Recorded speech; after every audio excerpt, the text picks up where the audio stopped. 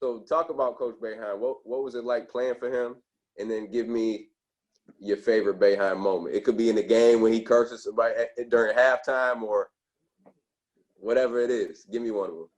Well, the best thing about Coach, man, and as you know, is he let you ball. As long as it ain't hurting the team, he gonna 100%. let you just ball out, man. And he never really ever said to me it was a bad shot, or he just be like, next time just hold your follow through or get your legs under your shot. Like he was always just so positive, man. And my favorite moments is like when he drop a play or something, and then he pull you to the side. He's like, just go score, just great. You know what I mean? Because he did it. All of us scores, and you're one of the scores of like he's done that to all of us. Like, you know, you have something drawn up, like he would be like, yo, E, come here, just get the ball and just score, man. Just do what you do, you know, like, and you gotta respect that because he know the dog in us. We gonna go and do that to our best of our ability. And Coach always put that battery in your back, man. He always put that battery in your back. Made you feel like, you know, you could jump over the world. Yeah, that's 100%. It's crazy because I'll tell you a little story. When we were playing at Providence, we had some injuries. I think Andy was out, and I forget who else was. But it was me and Johnny in the backcourt. He come up to us before the game. He's like, I need both of you guys to score 25 plus.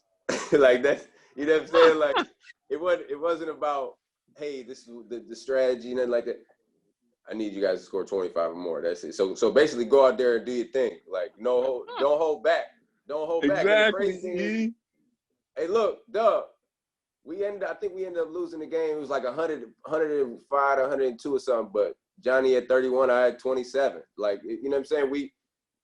He like you said, he let you go out. You empty your clip out there. You emptied your clip. That's all you can do. Said, he putting that battery in your back. Like he let, like, Dub, when a coach say that to you, ain't gotta tell me that anyway.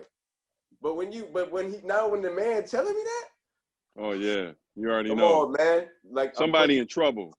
Somebody in trouble today. It don't matter what I do. I can dribble it off my foot. He gonna say, yep, come back next time and put it right in their chest. Exactly. Man, that's why you gotta love, man. Coach, man. Love him. That's people don't understand. Like, I don't know, man. I guess my experience might have been different. So I'm talking about, and you talking from your experience. So, but you know, when people say something else, like he lets you play. If you can play, come on, man. Exactly. That's my favorite thing about Coach, man. He lets you ball out, get busy. Give me space and go ahead. Get busy. Yeah. So, Doug, let's go. Let's talk about 96 after the season. You get drafted, but in 18th overall by the Knicks. But this 96 draft class, different. One of the greatest draft classes ever. Like Nash, Kobe, AI, Ray Allen. Like, talk to me. Well, that's the greatest draft class ever. Because I know people talk about 84 and 2003, but 84, the second pick was Sam Bowie. That brings them down immediately. And the second pick in 2003 was Darko Milicic, which brings them down immediately. Yeah. So, you know, and you know, obviously Jordan's the greatest, but we had our Kobe, you know, the late great Kobe was the closest guy to Jordan, you know, so we had that going for us. And he had 5 rings. Plus Derek Fisher had 5 rings in that draft. So that's 10 rings right there. We got more rings, Hall of Famers, champions, what you want, man. However you want to do it, you bring up any draft, we're gonna outdo them. We got more rings, more Hall of Famers, more All-Stars, MVPs. We got Steve Nash. I mean, what y'all want, man? AI, what you want? My favorite player, Bubba Chuck. My favorite player. All-time leading three-point shooter, Ray Allen, is in that draft. I'm sure Steph Curry's going to beat it, but right now it's Ray Allen. Yeah. So the 96 draft class argument is strong. Strong. I'm with you. Very strong. And I beg to differ with anybody who sees different. No, that's 100%. So tell me about the night you got drafted. Kind of like bring me. Oh man, it was everything. Me and Stephon Marbury and I did our draft party together. So we had our families together, and then we went out and we was out in New York partying until about 6 in the morning. And then right from the party, right to my first press conference with the Knicks. Had to go, went home, took a shower, brushed my teeth, changed clothes, put on a different suit, went to the press conference, man. How did that feel though, man? Just like, cause think about it, like ever since you was in high school, you was in the Rock, then you was in the Cuse. Now you in New York City, like you never left the state. You know what I'm saying? So you That was was repping like, special. you know what That I was mean? Like definitely you was special to repping be a New your Yorker state. all through and through, man. Yeah. To be in New York, it was everything for me, and to have all my family there, all my boys, and you know, and to have Stephon and I doing it together because we had known each other so long. You know, it was incredible, man, and basically have the city of New York in the palm of our hands for a night, because that's really what we had. We had the whole city at our beck and call for a whole night, and we took advantage of it. Hey, man, New York City to yourself for the whole night? Come on, Yeah, that's exactly, right there, dog. exactly. That's special. Let's talk about your transition coming from college to the pros, your first season. Tell me about that. And was there a guy who really, kind of helped you out, a vet who was your vet that Man, really all helped my vets helped me because Herb Williams, Charles Oakley, Patrick Ewing, John Starks, Larry Johnson, all those guys are consummate pros. So they made it real easy for me. I'm you? talking about real easy. Yeah, so my job was easy, man. I just had to show up and work hard as I possibly could every day. And that was easy. I knew whatever happened, whatever game time I got was all a bonus because I wasn't expected to do much. And the fact that I was able to get in more games than coach thought I was a bonus. And I felt good about that. And I was able to start a playoff game. So I earned my stripes and, the hard way, man, through practice and going at it with those guys and earning their respect the hard way. Well, I mean, what was that like though? Your first year, you going to practice with those guys, Charles Oakley, John Stark, Patrick Ewing.